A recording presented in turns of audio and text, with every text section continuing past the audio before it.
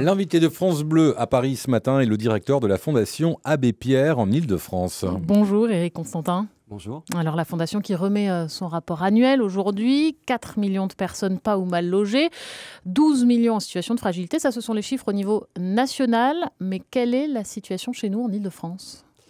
Oui, ce sont effectivement donc les chiffres au niveau national. Il est rare d'avoir des chiffres régionaux, mais nous les avons pour l'Île-de-France. Donc sur la situation aujourd'hui, on estime à 1,2 million de personnes mal logées en Île-de-France par rapport aux 4 millions. Donc ça fait 30% aujourd'hui de ces personnes qui sont sur le territoire francilien. Par contre, on n'a pas de données régionales sur la déclinaison des personnes fragilisées par rapport à leur situation de logement. On a des indicateurs, mais on ne peut pas dire aujourd'hui sur les 12 millions de personnes combien sont en Île-de-France. Qu'est-ce que ça veut dire fragilisé en termes de logement ? Alors, déjà peut-être parlons du dur, si je peux m'exprimer ainsi, c'est les personnes mal logées, donc sans logement ou avec des conditions très difficiles, en situation de surpeuplement accentué ou dans des conditions d'habitat indignes.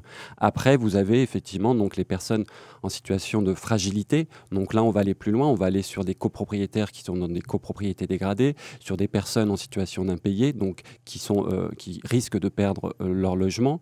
Vous avez toutes les personnes modestes, puisqu'on s'est attaché aussi aux personnes modestes qui sont en surpeuplement, j'allais dire, simple, non accentué, qui font partie des très mal logés.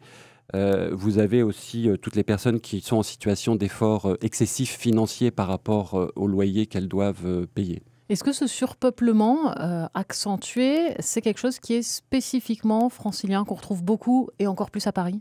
Alors dans les indicateurs, c'est vrai quand on prend, quel que soit l'indicateur sur la situation du mal logement, on explose les chiffres quand on parle de la situation francilienne et le surpeuplement en fait partie. Rien d'étonnant vis-à-vis de la cherté des loyers aujourd'hui où les personnes vont se priver d'une ou deux pièces, puisque quand on est en surpeuplement accentué, c'est 2 pièces en moins par rapport théoriquement aux conditions au regard de la composition familiale.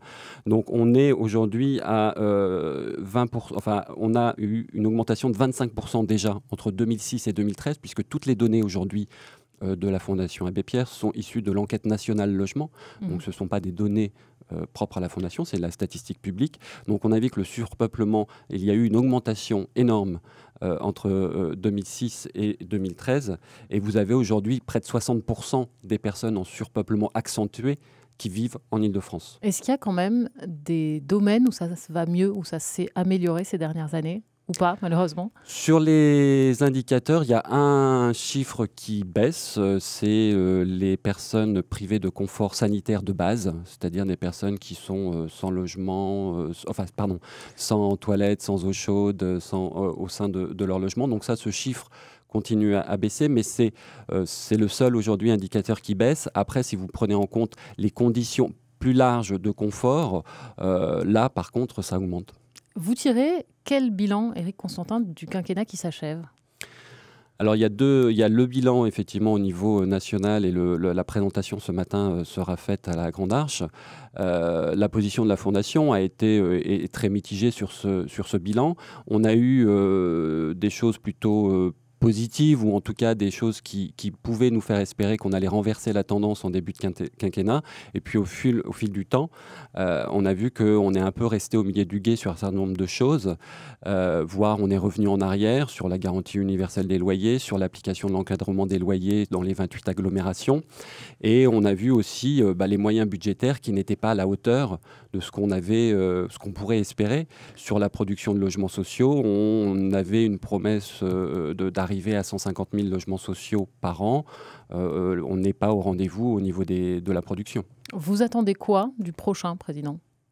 Alors c'est pour ça que ce matin, on va présenter une quinzaine de propositions assez larges. On pense qu'aujourd'hui, il est possible de renverser, même de gagner la bataille du mal logement, à partir du moment où il y a un certain nombre de leviers dont la production de logements sociaux, la mobilisation du parc privé, la prévention de tous les accidents de la vie pour éviter que les personnes se retrouvent à la rue. Ce qu'on attend, c'est déjà un engagement sur des propositions qui nous semblent aller dans le bon sens, un engagement dans la durée, avec des moyens financiers, parce que c'est souvent, effectivement, on pense que aujourd'hui, on ne peut pas résoudre la crise du logement si on n'y met pas les moyens. Donc, il y a déjà un engagement à ce niveau-là. Et puis, sur la durée, sur ces 5 ans à venir, c'est-à-dire que il ne faut pas qu'on commence une bonne année, mais c'est comme la production de logements. Aujourd'hui, on sait qu'en Île-de-France, il faut construire au minimum 70 000 logements par an jusqu'en 2030 pour essayer de renverser la tendance. Un engagement dans la durée et financier. Merci beaucoup, Éric Constantin, directeur de la Fondation Abbé Pierre en Île-de-France, d'être passé ce matin par France Bleu, et bonne journée. Merci, vous aussi.